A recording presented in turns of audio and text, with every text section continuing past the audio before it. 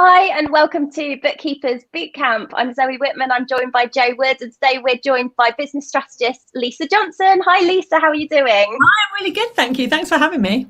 Oh no, we're so grateful that you've come to join us. I think this session today, we're going to be talking about how you can build more engagement with your audience. I know that you're really big on Facebook groups and challenges and things like that. And I think that one of the biggest challenges bookkeepers have right now is that they post things on social media and then don't get the conversation that they're expecting off the back of it. So I'm really looking forward to having a conversation.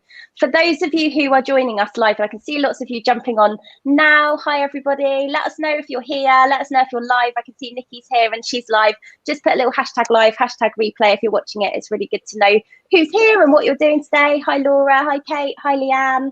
Right, so well, for those of you who don't know Lisa, do you want to start by giving us a little intro into who you are and what you do? Yeah, so first of all, I'm a mum of 9-year-old twins, and I'm a travel lover. But what I actually help people with is making passive income from things like courses and memberships. And I started in business just over 4 years ago now, and I started as a business strategist. And within the last 4 years, things have gone kind of crazy, and we now make 4 million a year in my business. But 4 years ago, we were where everyone is, which is like no audience, no people, not being able to sell very many things to people and a bit stuck. And so it's taken me 4 years to get to this, which I know isn't very long, but there's been lots of learning along the way. Absolutely. And a lot of what you've done is through Facebook. Is that your pillar platform, would you say? Yeah, definitely. And Facebook groups more than anything else. I do have an email list as well. But Facebook groups is where I started, because when I started, I didn't have a brand, a website. I didn't have any of these things. I didn't have Instagram or anything. All I had was a Facebook group. So I opened a Facebook group and I went live every day for 5 months in that Facebook group. And by month 6, I'd made my first 100K in profit. And it was just because of that one Facebook group of, I think it ended up at 600 people by month 6, but I was really consistent. That's amazing. So the first thing you did was start a Facebook group. How did you get people to come and join you? How did you get people into it? Shouted to everyone, like to all my family and friends, I've got this Facebook group. If you know anybody that's starting a business and needs help, get them to jump on. And at the beginning, let's not make any false promises. There was no one on it for the first 2 months. It was like, maybe my mum would listen and 2 other people, and you'd get a like every now and again from some random person that you didn't know, but mainly you were talking to yourself, because it does take a while for a Facebook group to snowball. But it started snowballing in month 4 and 5, which is when it really went kind of crazy. And then people started telling other people, because I was consistent. She usually goes on around 7 o'clock. And so people would come on to see if I was on and giving really good value. And I think that's one of the things to take away here is, you give value, people come and watch. If you want an audience, you have to be giving them something. And I think if we're honest, I see a lot of people start Facebook groups or pages or Instagram, and they're not really giving very much at the beginning. They're just turning up in a crowded, noisy marketplace like it isn't going to do anything. You need to really be standing out and putting your head above the parapet and saying, look, I'm here, I can help with all of these things. Look, here's some free information to show you that I know my stuff. Okay, so what is the difference? What's the benefit of doing your consistent talking and giving content and value in a Facebook group compared to doing it on your personal page or doing it on a business page? Yeah, I still believe that there is a place for the personal page and the business page. Now, we need to be careful with personal pages, because if we sell on a personal page, Facebook will shut you down. I've seen 4 of my clients be shut down over the last couple of years because you can put the odd thing on, but if you're doing things all the time, they do shut you down. When it comes to a group, the difference, I think, the best way of explaining it is your kind of page is your shop window. So let's say you were going to a pharmacy because you had piles. If you were going to a pharmacy because you had piles, you'd see the shop window, you'd know it's a pharmacy, you'd know they probably sold the cream that you need. But what you're not going to do is you're not going to shout in, "Oi, have you got any cream for piles?" because everyone can hear you. Going into the shop and whispering to the man behind the counter is your Facebook group. You're going in, it's a bit further in, and you're making a conscious decision to go and hang out in there. So you know that if you have a Facebook group, if people are making a conscious decision to join that group, they really want to know what you have to say. It's not just footfall. I kind of don't count footfall, which is what a Facebook page is, as an audience. They may have liked it once and never seen you again. Whereas in a group, they're making a conscious decision to go in there. Okay, so I think this might be a complete game changer for a lot of the bookkeepers in our community, because we're thinking that we need to be posting on social media, but never perhaps thought about how a group can be a part of that. When you started your group, did you start it as a general, like a generic business strategy group? Yeah, and was that working, or did you need to get more focused on that? I think eventually I got more specific, but actually just general business was good. And I have a few bookkeepers who are my clients, and they have groups about just helping people with the money side, just helping people with the odd question and talking to people about what they need, and what they should be doing, and how organized they should be, and all of those kind of things. And that works really, really well. Eventually you get more niched, and we actually closed that group down once it got to 4,000 people, because we realized that although it had been really good for what we wanted, we were changing our niche to passive income. I say our because by then I had a person on board. And so we decided to start again. And my Facebook group now has 13,500 people in, which grew in 18 months, because I'm out there, I'm talking, I'm showing up. And I think one of the biggest things is showing up. And I did a bit of a rant on this yesterday on my Facebook page, because I hear a lot of people going, I really want to show up on Facebook, but I'm just not feeling aligned this week. Feel like I need to, find myself this week and have some downtime. And if you're going to do that, fine, but don't then expect your audience to be there, because you have to be relentless and obsessed with your business at the beginning. Okay, so you're being consistent, you're going and posting in your group. How do you get the engagement? It's one thing going out and broadcasting, isn't it? But this is, I think, the crux of the challenge. How do you get people to reciprocate and join in? Yeah, I think that there are three things. First of all, I don't think you want to grow an audience. I think you want to grow a loyal audience. There's a massive difference. There are people that I know that have audiences of 1 million, but they're not making any money. You want to grow a loyal audience, because a loyal audience will not just buy from you once, they'll buy from you over and over again, and they will tell everybody else to buy from you as well. And that's what you want. So to get a loyal audience, I think there's three parts to it. I think the first is to take people behind the scenes, to be really honest with people and be quite vulnerable about who you are and the problems you have. What I mean by this is there's a lot of, how do you put it in a nice way? Like posturing on social media about how great your life is and how brilliant everything is, and look at this win and this win and this win. And the reality is the people that are watching us, they know what it's really like, because they have bad days and good.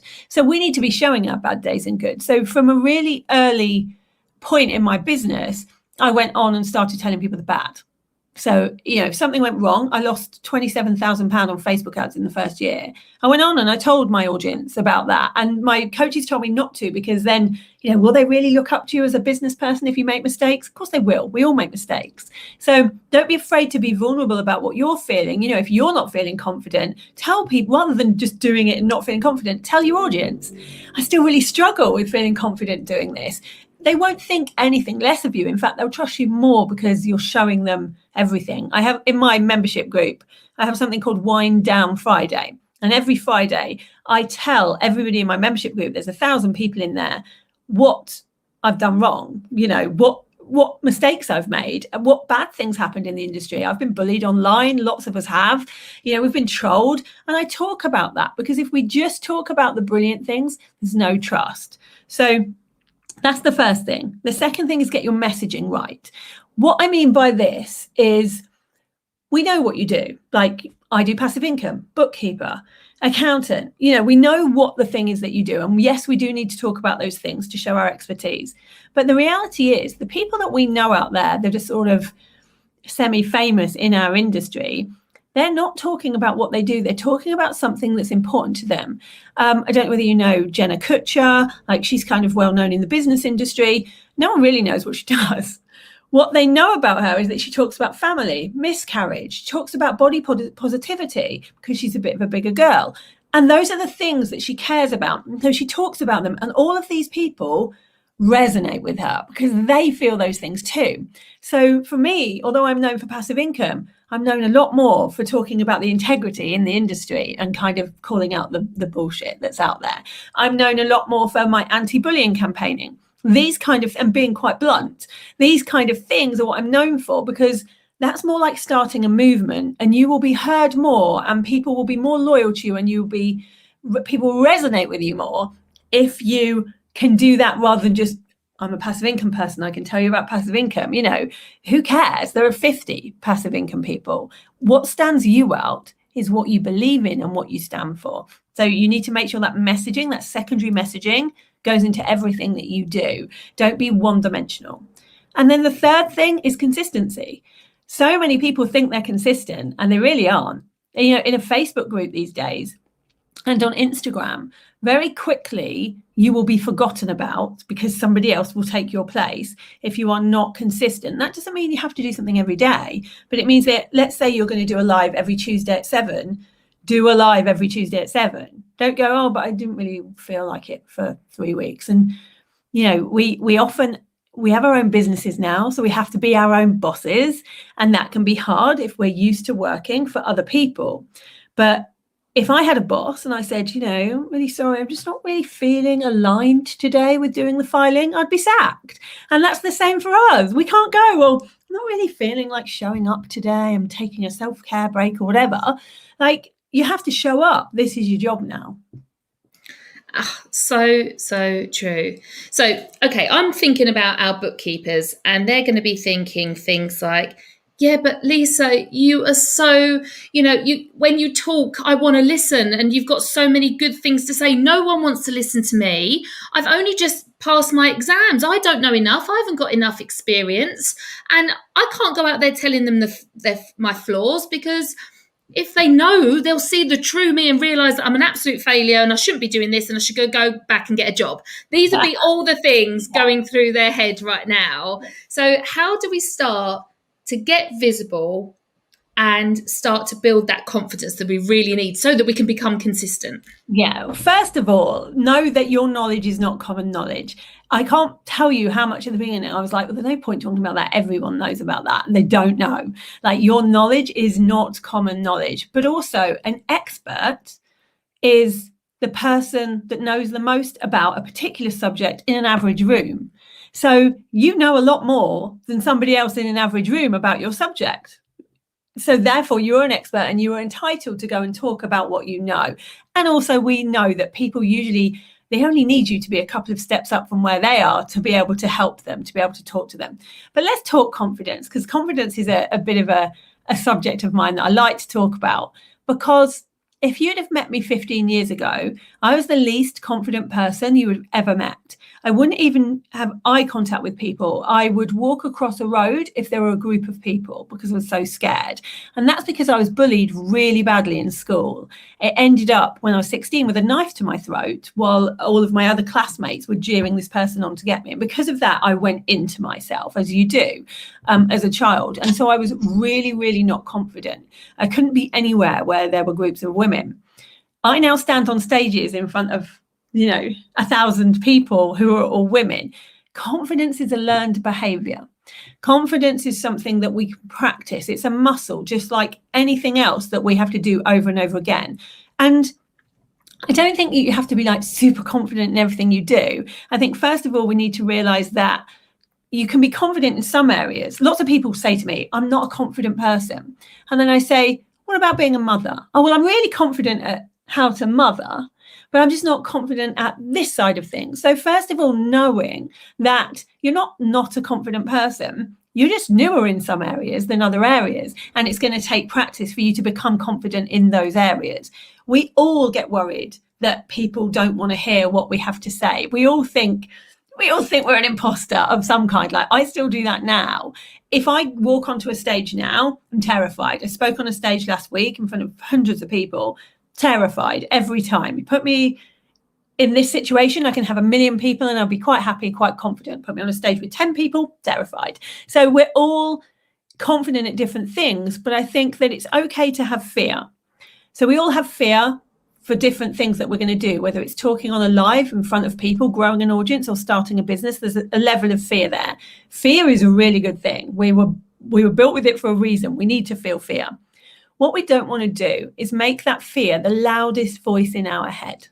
So when I stand on a stage, I can feel the fear. I can hear it going like, you could fall over, you could throw up, you could forget every single thing that you're about to say. I can feel that, but I choose to be okay with that fear standing alongside me and do it anyway.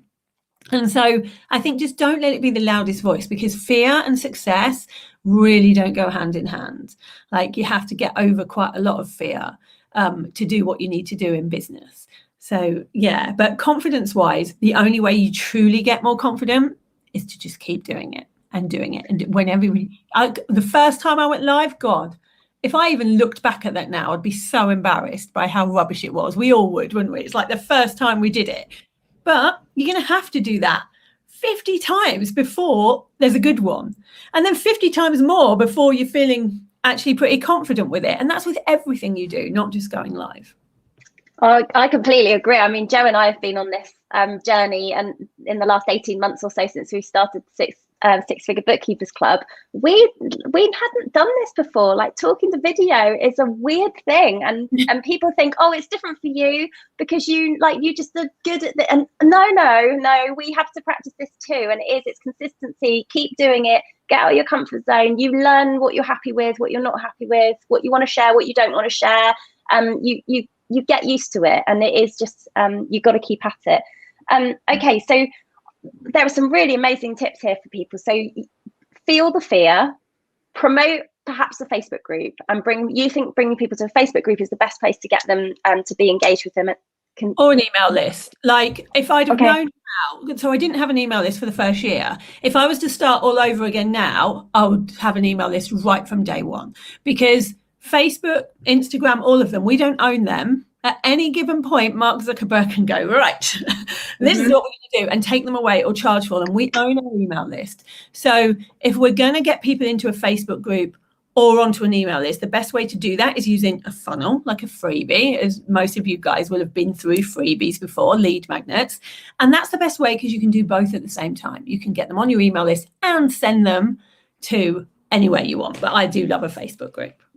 Okay, fab. And then when they're in your Facebook group, or when you're emailing them and you're telling them I'm going live in my Facebook group, or you're going live there, how do you get people, or, for people who maybe think, I don't want to go live, but I think I could answer some questions in a group, or I could put a post out there every day or something. How do you get people to reply and start the conversation? Yeah. So people come into anywhere like that for a community. They think they're coming in because they want to learn something. But once they're in, they stay in for the community. So I think the biggest thing to remember is, I think sometimes we're a bit ego-led and we think people are here for us. And so we go and we answer questions, or we do Q&As, or we do lives, or we just put posts on and expect people to answer. The reality is you need to get them to like each other. You need to get them to respond to each other, because then it's a community and people don't leave when it's a community. The way to do that is to ask questions that are nothing to do with your business. This is a real interesting stat for you. Where do you think most people are when they're on Facebook? Oh God, in the bathroom. Is it going to be a really one of those? On the toilet. So no one sits on a toilet and goes, oh, I really need to learn something right now. They just want to be entertained for 2 minutes. So you need to be doing posts that are entertaining, not just learn. So for instance, if I put a post in on my Facebook group, which is something like, what did you want to be when you're older? Or who's the most famous person you've met? I will get so much engagement. So people say to me, oh, my groups aren't engaged, no one's answering. They put that in, suddenly there's engagement, which means they're just bored of what you're saying. You need to change it up a bit. You need to be doing some different things and making people are human. They don't just want to learn. They want to be with each other. They want to have fun with each other. So give ways to do that. Even doing something as easy as, where are you all from? You get someone coming in going, oh, I'm from Canada. Oh, you're from Canada. I'm in Canada. Whereabouts are you? Suddenly you've got people that know each other. And that's how a community is born. But it takes time. So don't beat yourself up. I've had quite a lot of people that go 3 or 4 months in and they're like, no one's replying to me. It's so boring. No one's doing anything. And the reality is it's going to take longer. It can take up to a year to get a Facebook group engaged. So you need to keep at it. There are plenty of people that were about to give up and then 1 month later made a ton of money from that Facebook group. So I completely agree. And I can see with us, we've got the Figure Bookkeepers Club, and that's exactly what, and it did take a long time, Zoe, didn't it? It didn't, that was sitting there, that group was sitting there before we met each other. I'd set it up, but I didn't know really what I was doing. And then I did this fabulous course called One to Many, and then we started talking and like engaging more, and we've grown and grown. And actually, me and Zoe are in there a bit, but actually they're all there for each other, exactly like you say. There's lots of conversation that goes on that me and Zoe don't even get involved in, and it works really well. And for us, we have courses that we are selling and things at the end. So I'm thinking from the bookkeeper's point of view, they're going to be thinking, well, yeah, that would work for a membership or a course, but is it going to work for my services? Are my clients going to want to chat to other people in a group because they're going to want to keep everything close to their chest? It's all about money and things like that. And so how can we spin, because I know that's what they're thinking. They're like, well, it's okay, that's right for you, but it's not right for me and what I sell. So with whatever you sell, the people that are your clients, they are not one-dimensional. They're not just interested in numbers and bookkeeping. They're in there because they're interested in business. They all have businesses, I presume, if they want to come in and get bookkeeping services. And therefore, talking about any kind of business kind of stuff will get people interested. It doesn't have to be, I don't go into groups and go, well, I only want to know in this one about this particular topic. You're in there because people like you are in there. And so by talking about all different types of business, it will still massively work. Like, I'm trying to think of some really niched people that I have that don't sell courses. There are a few, like Lauren with her membership on theatre. She likes the theatre, so she set up a membership for people that like the theatre. And she has a Facebook group for people that like the theatre, and she's made over 1 million now from this one membership. And she doesn't just talk about theatre. She talks about all the other things like actors and TV and all the things that people that like the theatre will also like, because we're not one-dimensional beings. So broaden it out a bit. Amazing. Okay, so do you think then there's an opportunity for bookkeepers to be building some kind of membership model into their business? Just curious. I think memberships and courses, I know there is, because I have many bookkeepers that have done it. And I think it's about looking at so when you do anything one-to-one, and normally bookkeepers do a do-it-for-you service of some kind or one-to-one service. If you can think to yourself, if somebody is just starting out and can't afford my services, what can I teach them so they can do this better themselves? That's where your sweet spot is. And if you can do a course for people on how to do things for themselves, you're laughing, because there's loads of people when they just start out, they're like, I'm not paying anyone to do anything. I'm going to do everything myself, but they still need to learn how to do things. So you can still teach them, but also bookkeepers at a certain level. When I got to multi-six figures, I wasn't using a bookkeeper. And there was a lot that I needed to learn about VAT, about tax, about how to do things that I didn't really understand. And I would have paid someone a lot of money to sit down and just tell me everything. I'm not the kind of person that will just give everything away. I like to know first what I'm paying someone to do. Yeah, I've exactly that. And this is what we teach as well. It's really handy to have a niche in the bookkeeping world, because I'm now building my business around salon owners. And now that I've done that, I've been able to now launch the Profitable Salon membership for those people that can't afford my done for you services, but they pay £49 a month, and I teach them how to do it to be honest, most of them have got cheaper bookkeepers and accountants than me. Yeah. Not doing as good a service tends to be, but they they can't jump up to get our full sum. Yeah. So I kind of show them and tell them the questions that they need to ask their bookkeeper, what they need to know, so that they've kind of got that bit more control. What happens is quite a few of them have then come to me for the done for you service as well as the membership. But what I've also been able to do is give this membership to my clients for free to teach them themselves how to become more empowered, and they're absolutely loving it. And this is something that, I know I've asked you this before, is this possible? Can I do this? And I'm now doing it. But I do really think it's about the fact that they're all in the same industry in the group. They all welcomed, like when we started putting them all in, they all started talking to each other about what they do, how many kids they've got, what they like to eat, all this stuff. They just wanted to chat. They just wanted to hang out with people that were in a similar situation. Exactly that. But we don't have to limit this even to memberships. I love that Nicholas, but I thought this was a man thing. The fact is, if something is a man thing, oh, you mean being on the toilet? Maybe that is a man thing. Bet you there's plenty of women doing it. Don't just think about memberships, guys. Think of, are there forms that you use constantly or you get your clients to use because they become downloadables? So you can have a subscription. So for instance, different types of subscription models. You could have downloadables that need updating every month that people come in and see. So let's say there's financial things that change all the time, which there has been recently. That could be something that people can pay you a monthly fee to get.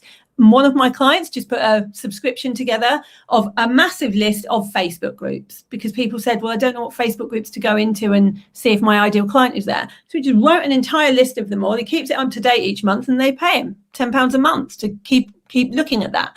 You can do little subscriptions and downloadables on so many different things. Just think a bit more laterally, but also as someone that's a bookkeeper, you could also have a passive income stream that is nothing to do with what you do in your day job. Like there are so many people now that have a completely different, something that's a hobby, something that, like one of my clients was an accountant and she now has courses on how to hula hoop because she's good at it. And she makes like a lot of money, 20 grand every now and again, just on courses on how to hula hoop or memberships on something else, the Caribbean cooking or, something that is to do with you because you're also not one dimensional. You're not just a bookkeeper. You are a bookkeeper. I love this.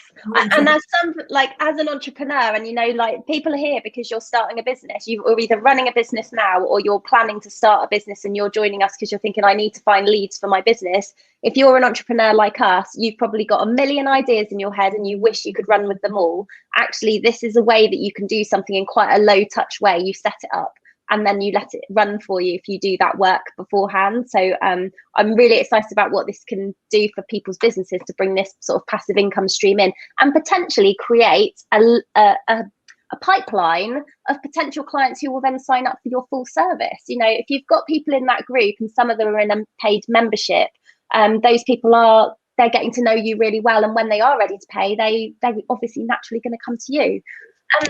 My sort of final question on this, I suppose, is if you've got your Facebook group and you've got your community, which someone asked earlier on, is this a free membership?